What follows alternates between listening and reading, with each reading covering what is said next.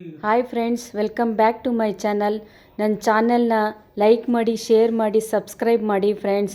ತುಂಬ ಜನ ನೋಡ್ತಾ ಇದ್ದೀರಾ, ನೀವು ಸಬ್ಸ್ಕ್ರೈಬೇ ಮಾಡ್ತಾ ಇಲ್ಲ. ಇವತ್ತು ಮಶ್ರೂಮ್ ಕರಿ ಮಾಡೋಣ. ಒಂದು ಪಾತ್ರೆಗೆ ಎಣ್ಣೆ ಹಾಕ್ಕೊಂಡು ಅದಕ್ಕಾದ ನಂತರ ಈರುಳ್ಳಿ, ಟೊಮೆಟೊ ಎಲ್ಲ ಹಾಕಿ ಬಾಡಿಸ್ಕೊಳ್ಳಿ.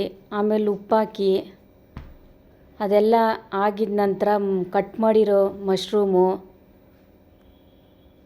ಅದನ್ನು ಲೈಟಾಗಿ ಫ್ರೈ ಮಾಡ್ಕೊಳ್ಳಿ.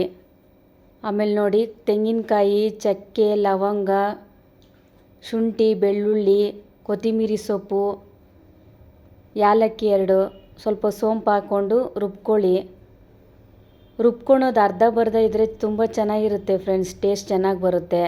ಆಮೇಲೆ ಅರಿಶಿನ, ಅಚ್ಕಾರದ ಪುಡಿ, ಧನಿಯಾ ಪುಡಿ, ಗರಂ ಮಸಾಲ ಇದೆಲ್ಲ ಹಾಕ್ಕೊಂಡು ನಿಮಗೆ ನೀರಿಗೆ ಎಷ್ಟು ಬೇಕೋ ಅಷ್ಟು ನೋಡ್ಕೊಂಡು ಹಾಕಿ ಸ್ವಲ್ಪ ಚೆನ್ನಾಗಿ ಮಶ್ರೂಮ್ ಬೇಯೋವರೆಗೂ ಬಿಟ್ಟರೆ mushroom curry ready. Thank you friends.